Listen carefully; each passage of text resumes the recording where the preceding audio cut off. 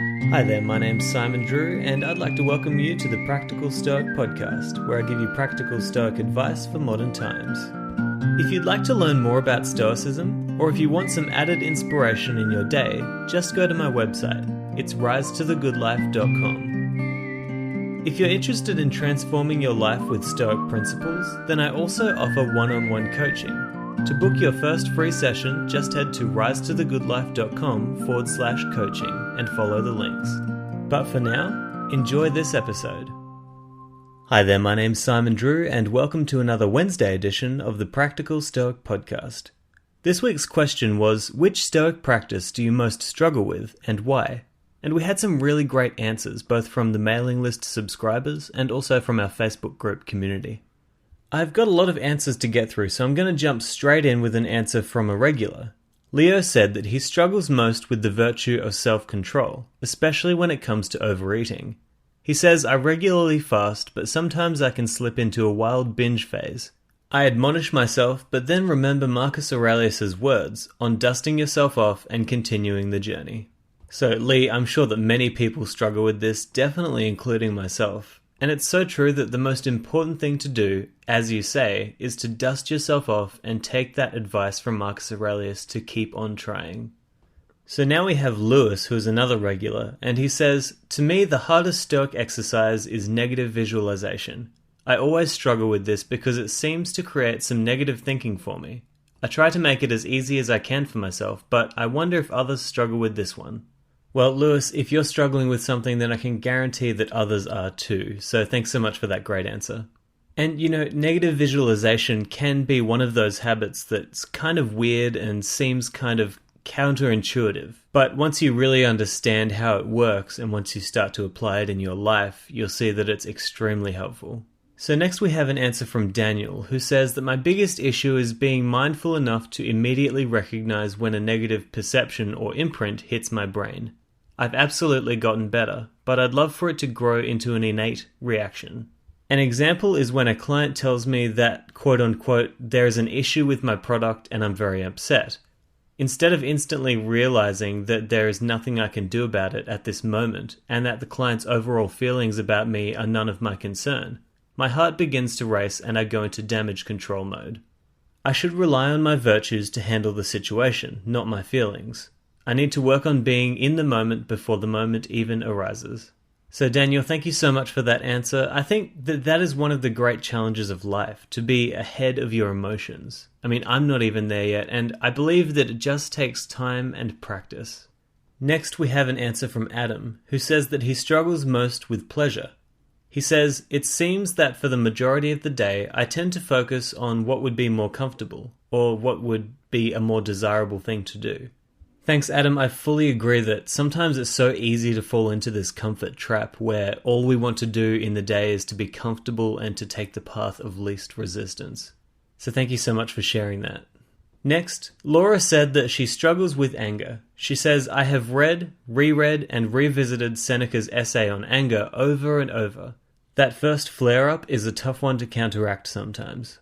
Laura, I think you're doing the right thing by reviewing the letters from Seneca. The best thing to do when you're struggling is to go back to the masters to be inspired by their words. Next, Jaden said that he struggles with keeping a journal. He said, not because I don't understand the point of keeping a journal, but I struggle with stopping what I'm doing and taking the time to write down my thoughts. I admit I do keep electronic journals every so often, but I'm nowhere near as consistent as I should be. Well, Jaden, you're definitely not alone, because we had an answer from Zach, who said journaling is tough for me. I use Evernote and try monthly to get it going as a habit, but have a lot of trouble making it stick. I find that what has derailed me in the past is that my journal entries become novels. I have been investing time in creating a framework, but this one is definitely one that I'm always working at. So thanks for those answers, Jaden and Zach. I also would agree that it's often very difficult to sit down and pour out your thoughts for a moment. But that's the same with all of these practices. They're very simple, but they're definitely not easy. Moving on, we had Victoria, who said, I struggle with a constant need to understand people, and I get frustrated with their seeming lack of common sense and desire to better themselves. I've gotten better about letting both of these things go. And we had a similar answer from Jeffrey, who said, I struggle with disdain for the people I work with. Not because they are suffering, but just because they are always trying to swindle and hustle you despite the fact that you spend every day helping them out. So Victoria and Jeffrey, I imagine the trichotomy of control would have been very helpful when trying to understand people better. Sometimes the only thing you can do is nothing, because you can't control other people or make them want to be better. Next, Maura said she struggles with allowing her emotions to get the best of her. She said, "I'm emotion-driven and have been reacting to situations intensely since I was young. I grew up in a house with only women, and there was lots of yelling, sarcasm, and cattiness.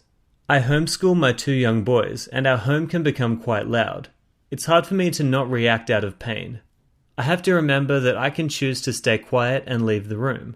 I don't want to pass on these awful habits to my children." So, Maura, I think that you're working out of a really good place there by trying to change these habits from your childhood for the benefit of your kids. I think that's a really noble pursuit, and it sounds like you're really making it work. Moving on, we had Shari, who said, "My biggest struggle is with self-control. I strive for balance, and I have no problem being grateful. But saying no to a spur-of-the-moment purchase or an extra glass of wine or ice cream, well, that's hard for me." And another similar answer from Natasha, who said, "I struggle with discipline of desire and assent, the former due to wishing things were different at times, and the latter as I still make rash judgments." So Shari and Natasha, I think that one of the most difficult things to master is the ability to think long-term in the moment. We all struggle with this at times, and the most important step is to be aware, and you both have taken that step.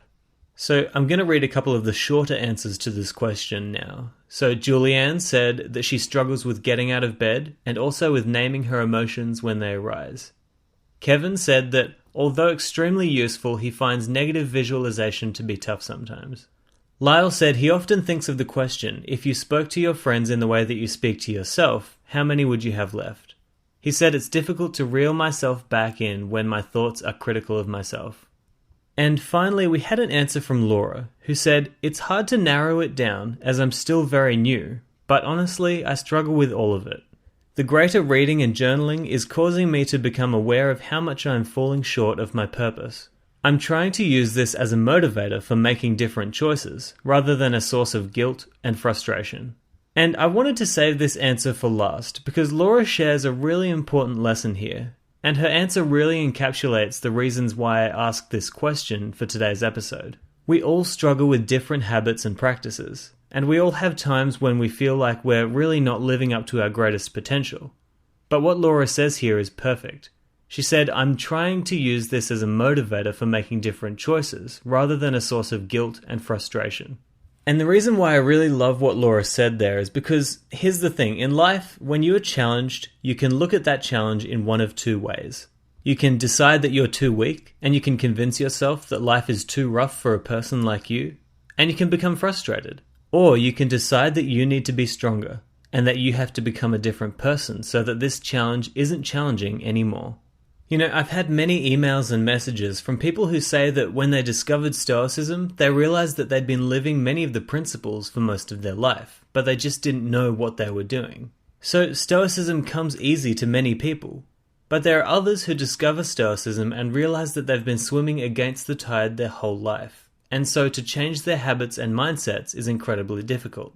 No matter where you're at on your Stoic journey, and no matter what you're struggling with, I want you to know that you're welcome here. And you're worthy, because philosophy has one purpose and one purpose only, and that's to simply improve the lives of those who study and practice it. So if you're making giant leaps of progress, or if you're moving slowly, one habit at a time, keep on going, and as long as your life is improving over time, you're doing the right thing. Thank you so much to all of you who have contributed to this episode today. Your answers have been really inspiring and helpful, and if you haven't yet contributed but would like to, then join the Facebook group. It's called the Practical Stoic Mastermind. Or just go to my website and subscribe to my mailing list. I'll talk to you in the next episode, but until then I hope that this episode has helped you on your rise to the good life. Ciao. Thank you so much for listening to this episode of the Practical Stoic Podcast. I hope that you've gotten a lot of value out of it, and I hope that it helps you to live a better life. If you have enjoyed the podcast, then don't forget to subscribe so that you'll be the first to know when there are new episodes. If you really love the podcast, then I would appreciate a positive review, whether that's on iTunes, Stitcher, Google Play, or wherever else you listen.